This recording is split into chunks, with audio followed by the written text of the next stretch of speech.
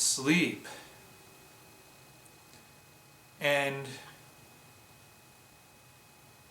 I guess it's because I'm insane. I'm just like, it doesn't feel like the light should be on because it's dark outside and I want to go to sleep. But I have crazy dreams. Like nightmares. I can't even talk about them. They're so weird and disturbing that, you know how like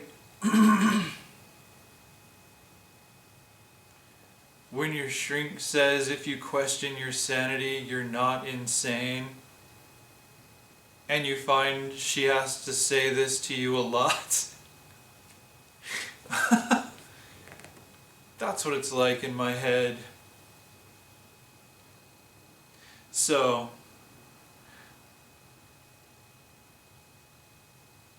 let's talk about that. Well, let's talk about fear. Fear is the mind killer. That's from Dune. I love that mantra. But I don't know, like it's weird. My nightmares are mostly sexual. And just bizarre, like I don't even, yeah, they're just like, if you were to mix actual sex with old Universal monster movies, it would be something like that. I don't know why. I'll wake up screaming. But the thing is, it's never what's happening in the dream that's horrifying to me. They're like retroactive nightmares the second I wake up.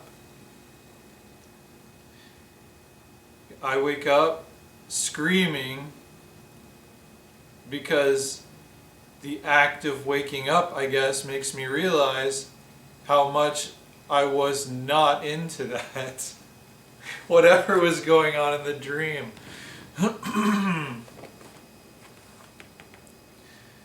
I don't know.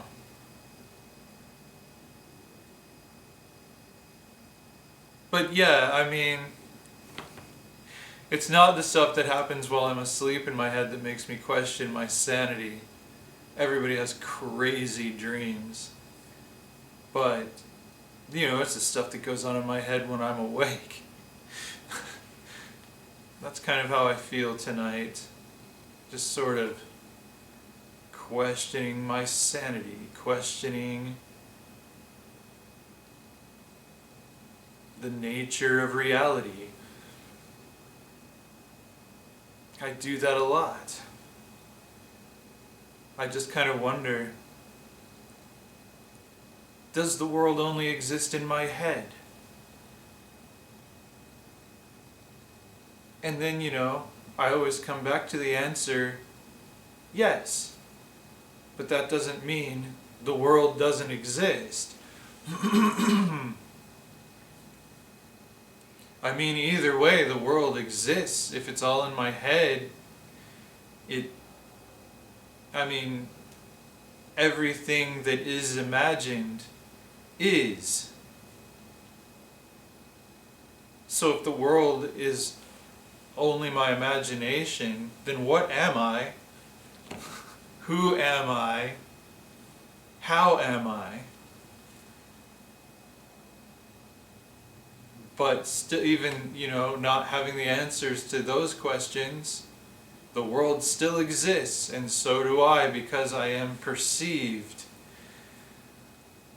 You know, I mean, I think the answer to that question, if a tree falls in the forest and there's no one there to hear it, does it make a sound? Is no.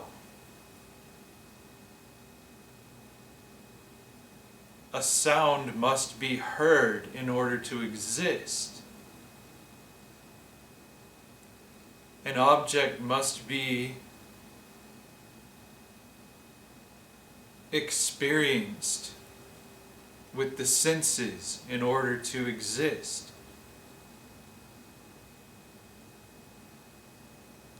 If I am floating in space with a rock, for example, and I am blind, I can't see the rock. Now, and we're the only two things that exist. That's the other part of this premise. So I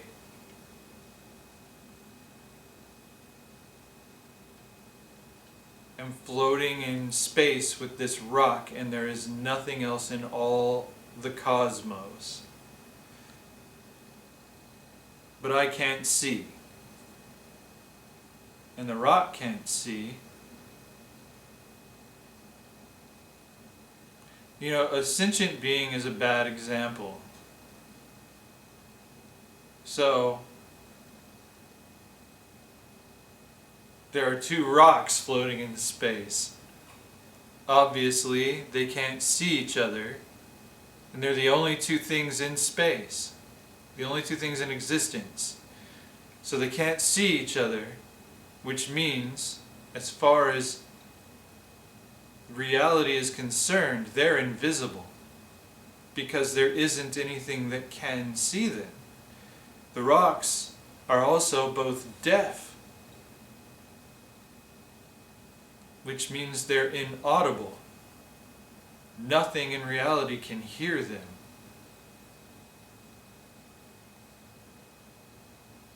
They have no sense of smell.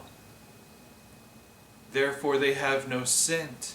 They have no sense of taste. Therefore, they have no taste. They have no sense of touch. Therefore, neither rock has tangibility. Effectively, neither rock exists. So that's what happens in my head when I'm awake. And you know, people always think, not always, I guess people who meet me for the first time, who have done psychedelics, always assume that I have done psychedelics. You know, I hear quite often, you sound like you're on shrooms, mostly on dates, but not really. But reality is I have never done psychedelics. It's on my list, I mean, but it's a scary idea to me, because if I already talk like someone who has done that sort of, had that sort of experience, I don't know what to expect when I do have that sort of experience. You know, will it be nothing? Or will it be just a deeper intensity of what's already going on in my head? I don't know. But yeah, I mean, I never have, and now I need to. Like, well, not like, you know, I want to experiment with psilocybin because of this novella that I just finished writing. I mean, that's one reason. That's the thing that makes it more immediate of something I need to research personally. Because this character in the book, in this horror novella that I wrote, called Innamorato a Morte. If I'm pronouncing that correctly, I'm not Italian. I'm just a writer. All I do is cheat. with words. But yeah, there's this one character who's always on something pretty much. um, and in the end, like, it wasn't in the outline. That's the thing. I haven't done this hands-on research. Um,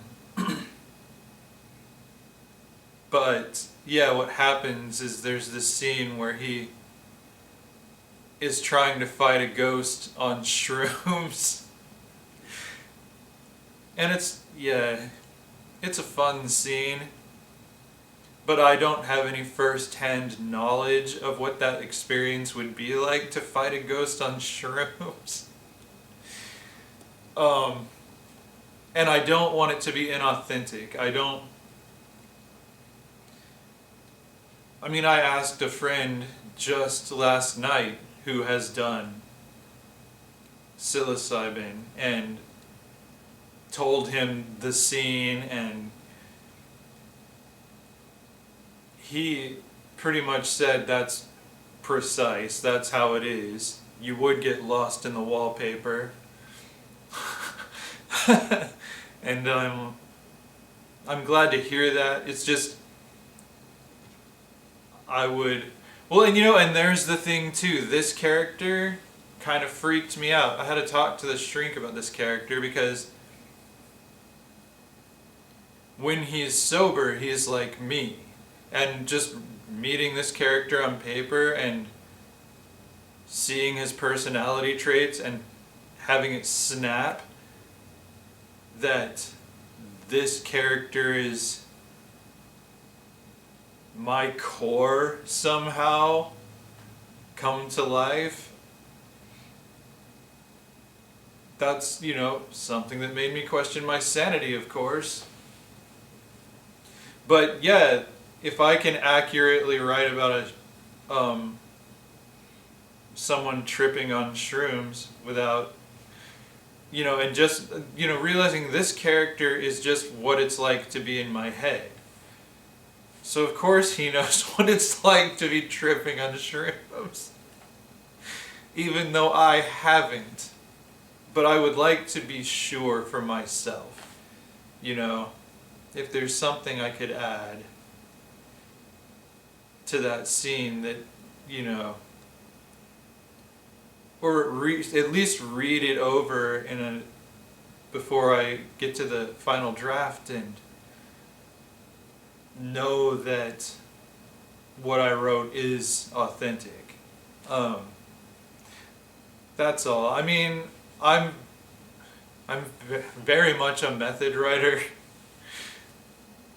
so I get in trouble sometimes with the things I do in the name of understanding what the characters are going to be going through.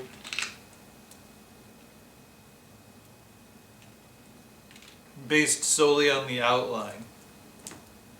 Because, the stuff that pops up that I wasn't expecting, I can't really do deliberate research for ahead of time. That's like this scene, I have to do the research after the fact. Yeah, so anyway, where is that legal? I don't know. I think it's legal somewhere. Oh, one state, I'm so tired. I should remember the name, which state it was. Didn't they just legalize everything earlier this year? Or late last year? I don't know. So, right. I have no moral quandary over this. It's just it's for science. But I am afraid to do it because I don't know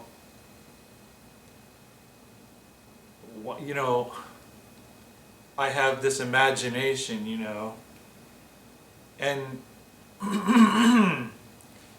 before, when it was just kind of a someday sort of thing I'd like to experience firsthand. My intention was that I would start with a very tiny dose and slowly over time, like once a week or once a month or so, just work up to a heroic dose. But this character, I don't want to spoil anything about this book. I love this book. I will just say he takes a very large dose. And so, I mean, because he's trying to see a ghost and fight it. So, but now I'm thinking, I'm not going to at all take as much as he did, but I don't even want to take what one would probably consider a heroic dose, but I do need to be closer to that than to micro.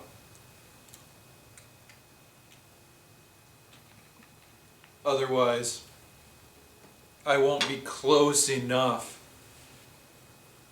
to where the character was to feel like I'm seeing enough of it, you know. That's a... Oh, hey. It's time to make breakfast. That's how bad I can't sleep. Nightmares. But yeah, that's an odd topic to trail into.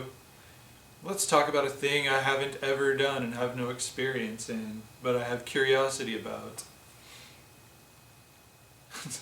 Let's talk about drugs, kids.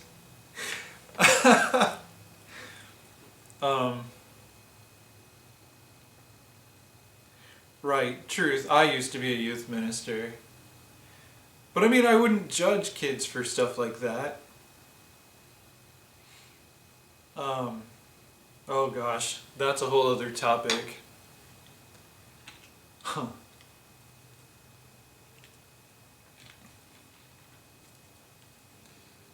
Legal stuff, just legal stuff versus ethical stuff. Legal legal consequences versus ethical consequences. Yeah, that was always like, that was the line, you know? It's like, there aren't ethical consequences for what teenager has done. There are legal consequences. And I always felt like it was important to make that distinction. You know, drug experimentation is not necessarily drug addiction. Or it's not. Like, drug experimentation is not addiction. Addiction is not experimentation. Experimentation isn't a problem. It's a talking point. It's something to discuss. Like if a kid tells you, one time I did this drug, and this is what I experienced, and this is what I learned, and it was years ago, you don't give that kid, like, you don't call his parents and have him put in rehab. You know, you discuss the experience with him. You discuss those life lessons that he's bringing to the table, good or bad, you know? It's something to be discussed. Whereas drug addiction is something to be addressed. That's where you call someone's parents. That's where you get the kid in rehab. Or the parent in rehab, and then you have to call CPS and stuff. Oh my gosh. Yeah, that job. I loved that job. I loved working with people so much. The reclusive writer. I've said it before, I'm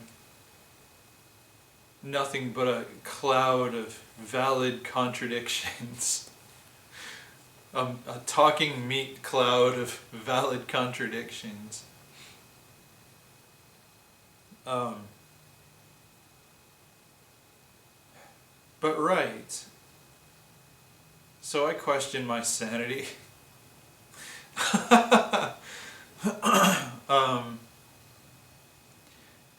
And it comes back to just what is real. Am I real? Are you real?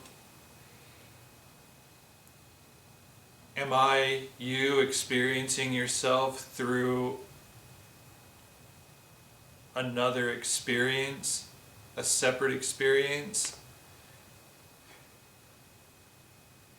Those are the questions that are in my head when I meet someone. And, like lucid dreams are funny. Because that's what I do to people in those. Anyone I meet, when I know I'm dreaming, I want to know what they represent.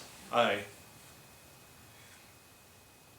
want to ask. That's what I do. I ask them, just point blank, when I walk up to someone. So what is it that you represent? I know this is a dream. So what is it that you symbolize? I know, like, these are the words I use. I know that you're a manifestation of my subconscious. So tell me what you represent. And sometimes they argue with me. And, I have to convince them that they are only a dream manifestation. I mean, can you imagine being confronted with that? Because you're a fractal of an actual consciousness if you're a dream construct, right? So I would imagine you are self-aware. Because you are self-aware. So your dream constructs are as well, because they're a fractal of your self-awareness. So can you imagine being in that fractal and seeing reality through their eyes, and someone comes up to you and they're like, look, I'm having a dream. You're a manifestation of my subconscious. What do you represent? And you're going to be like, who let you out of the asylum? I'm not your dream. I mean, so it makes sense, this story.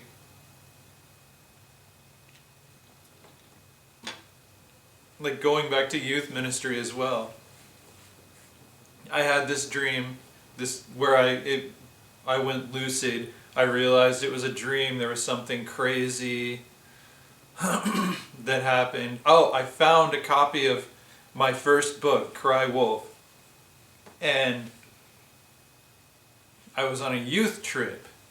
But we were staying in like a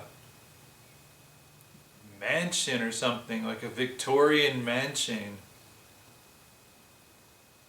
It was really nice. But yeah, so I'm in the library, of course, and there are books in comfy chairs everywhere, and I pull a copy of my book off the shelf and I open it up on a table, and I'm looking at all the UFO illustrations in it, and I'm like, this is a werewolf novel. I didn't write.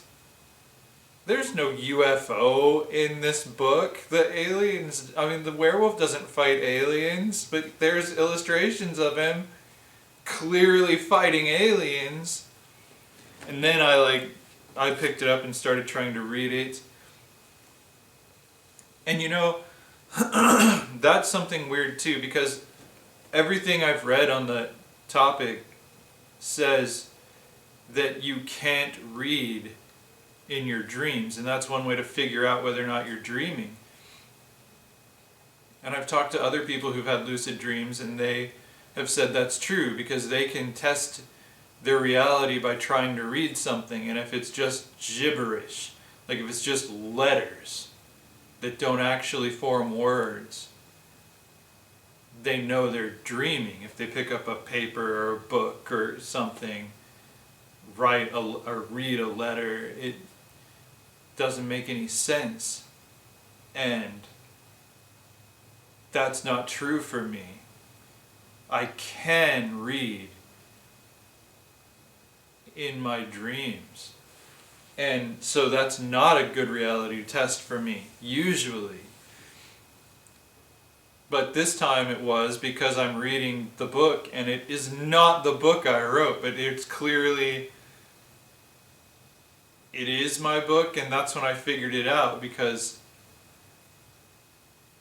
I remembered what I wrote and what the cover looked like, and that just everything became clear. Physical reality popped into dream reality. It's like remembering a past life, I guess. But I remembered it clearly. I'm like, okay, that body is asleep. This is all in my mind. I'm having a dream. But it feels as real as this. It feels as real as anything. And so I'm on this youth trip in the dream, and kids start coming into the library just to hang out, sitting in the comfy chairs and stuff. And every time someone comes in, I stop them and tell them. And I'm thinking, that's another reason I probably question my sanity in the physical world, is because I question my sanity in the dream world too. In my subconscious, I'm questioning my sanity because I know that if I am wrong and that I'm not having a dream, then I am insane.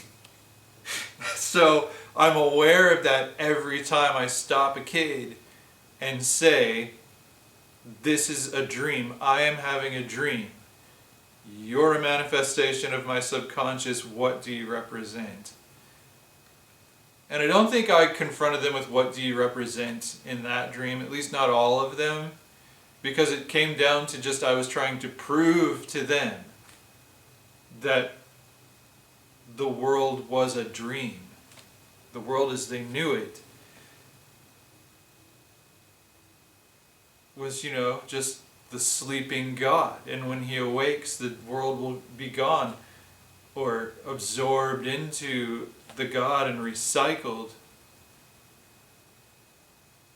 That's Vishnu, isn't it? I want to say it is. I'm so tired. That's the thing about these videos when I can't sleep. I also can't think, except apparently I can.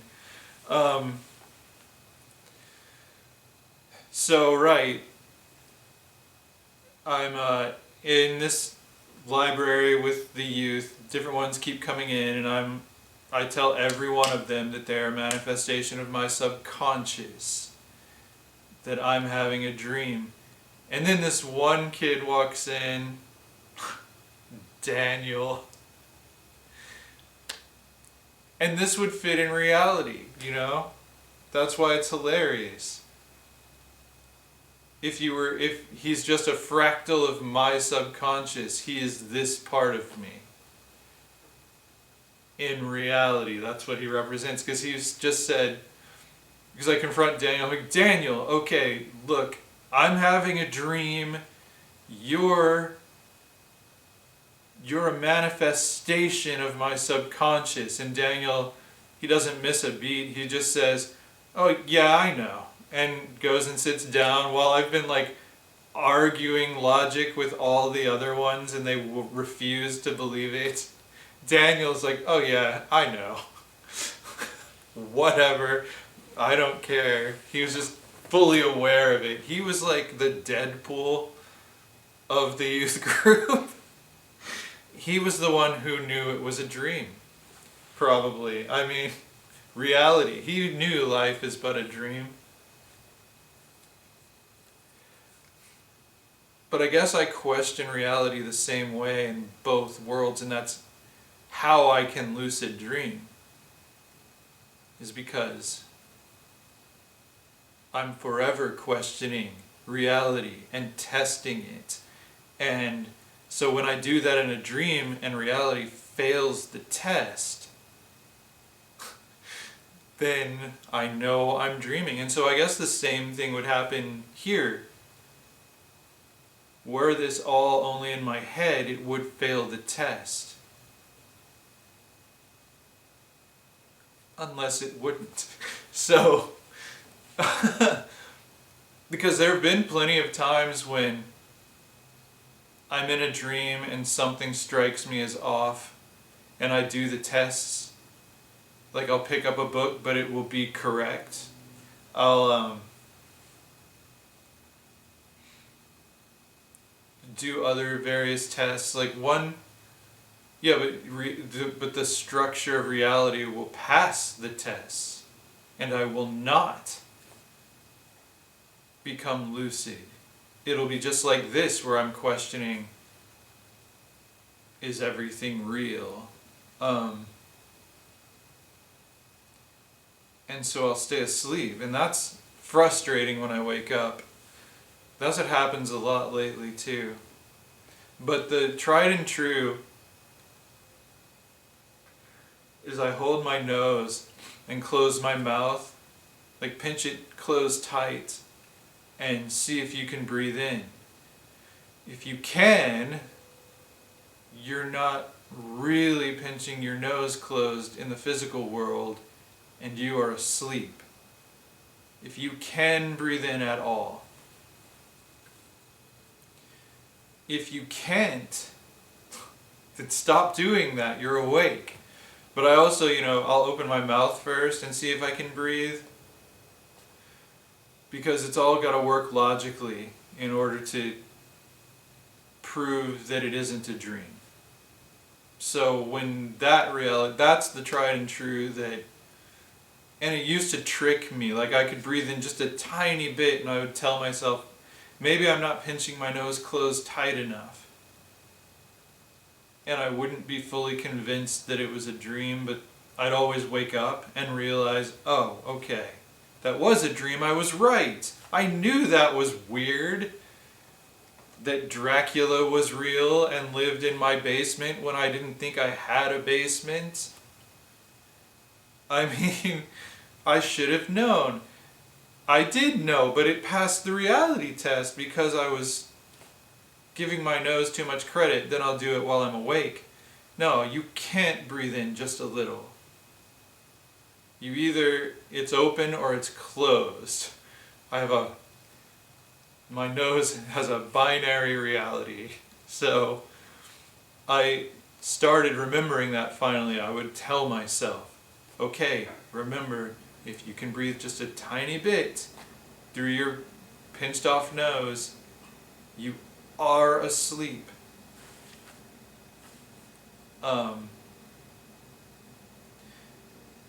But yeah, and it started working a little bit better because now I know I've had that thought enough times that it's always there when I do the test, whether I'm awake or asleep. So I know if I can breathe in just a tiny bit, I'm asleep. And then I look around and I'm like, okay, I'm God now. Like this reality bends to my will. And that's what I had to stop trying to do just for the sake of experimentation. Because I've confronted so many dream characters about their true nature, and some of them I can get to go along with me, some of them I can't. Because I'll find a way to prove it. Like in that dream I was just telling you about, the way I proved it was, I said, okay, here's how we prove it. If I'm dreaming, then I am deciding right now that we can walk across the street and that's Dracula's house, and Dracula will be there. And they couldn't resist taking me up on this, because it's exciting whether I'm right or wrong, because if I'm wrong it proves, oh, our youth minister has gone actually insane on this youth trip. What are we gonna do? So, I mean, my kids probably had that thought many times anyway,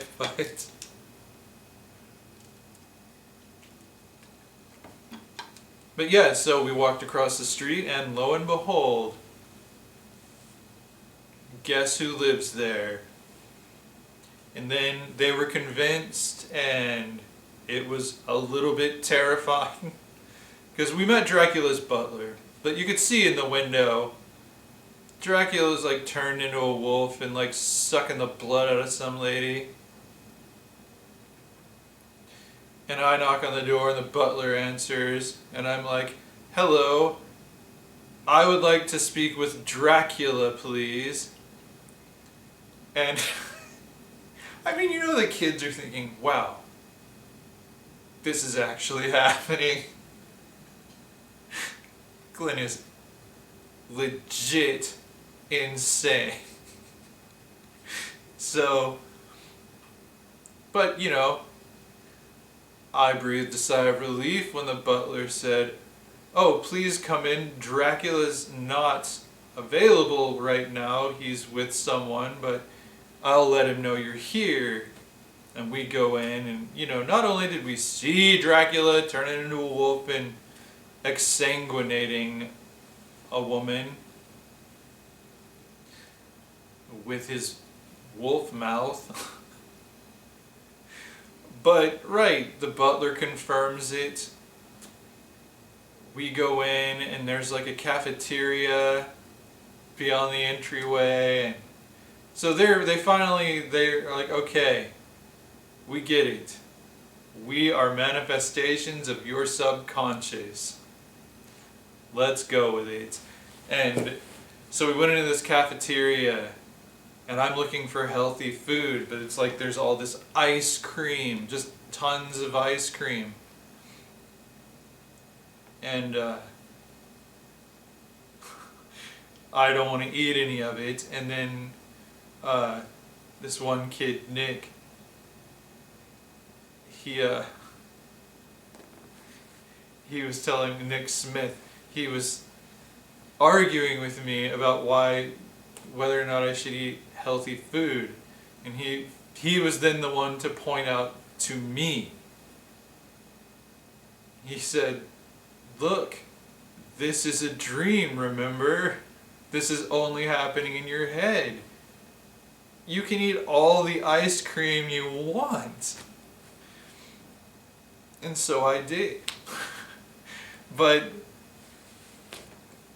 And that was pretty much the dream. I woke up before we could actually get a sit down with Count Dracula. But, you know, the point had been made, and I wasn't afraid of Count Dracula. He too was a manifestation of my subconscious. And I could therefore control him, because that's where I learned that I could do it, is that I actually created Dracula and his house in my dream intentionally. But I got there by questioning reality. Is this all only in my head? But I wonder that about reality in general. I mean, that's kind of what I think, is that reality can't exist, going back to those two rocks in space. Reality cannot exist without being experienced. Those rocks effectively do not exist because they cannot be experienced. You know, they could bump into each other. There would be no feeling of that. There would be no comprehension of that because they can't comprehend themselves. So, it doesn't matter that there's matter if matter cannot be experienced. And therefore it does not exist.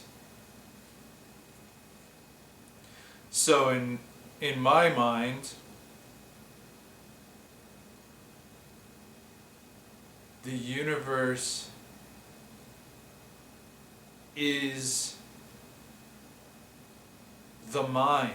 It's an experience. And it simply is. Like, we experience time chronologically, but all points in time exist.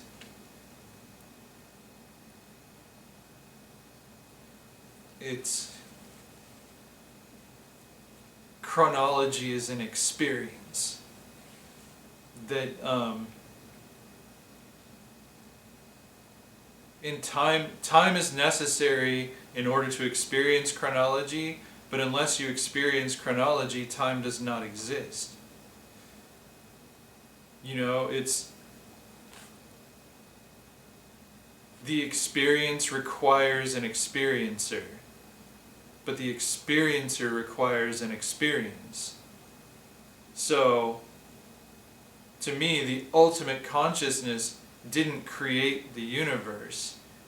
We're all fractals of an ultimate consciousness that requires an experiencer in order to be experienced, in order to exist.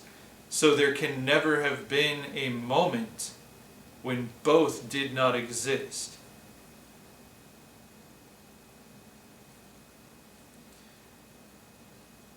Effectively, the universe created itself, but it was never created. It simply is. All of time, all of space, every iteration of reality. You know, like if you go back in time, in my mind, if you go back in time and try to change the timeline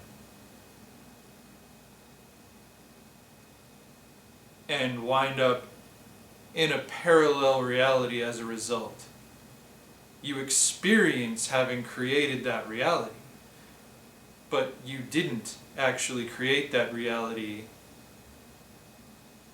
because time doesn't exist outside of itself, but then consciousness does.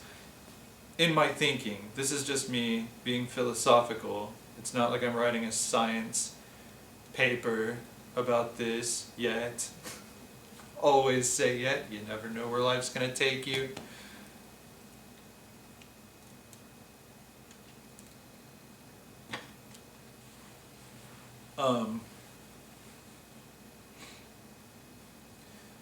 But right, I mean, I'm just saying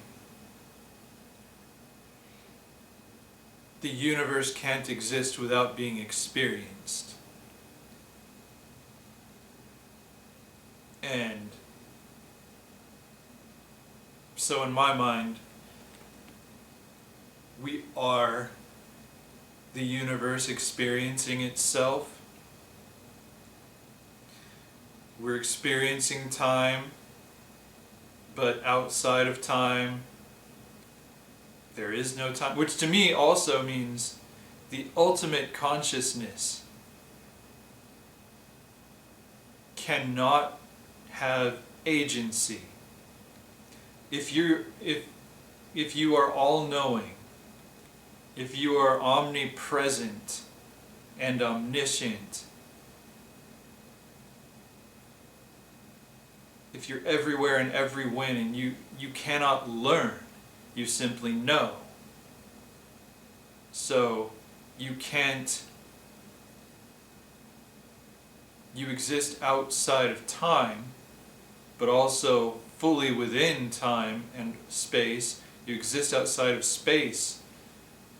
You're existence itself, but the highest level of consciousness that we're all ultimately fractals of, experiencing itself, but you cannot comprehend yourself.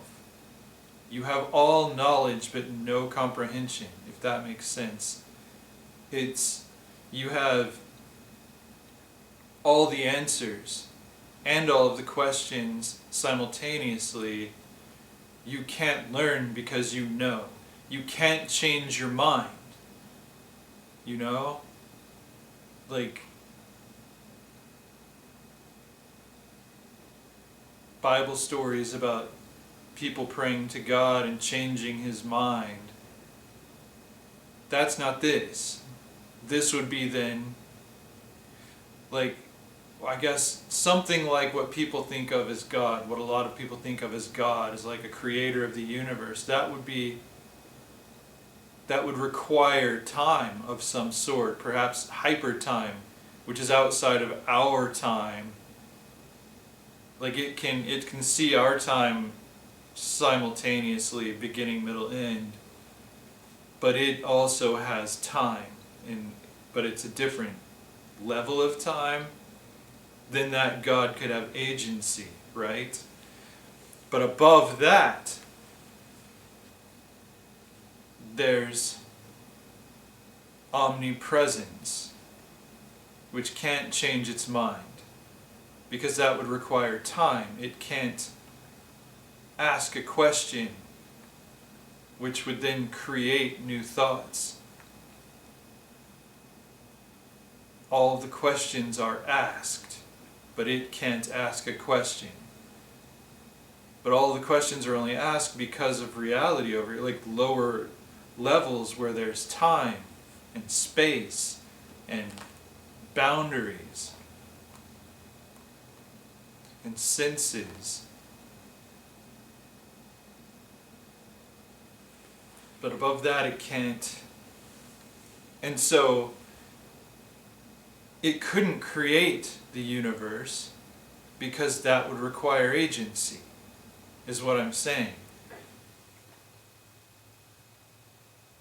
They have to be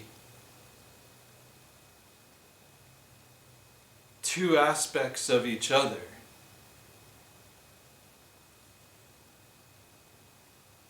Without exception, there cannot be a moment when that wasn't the truth.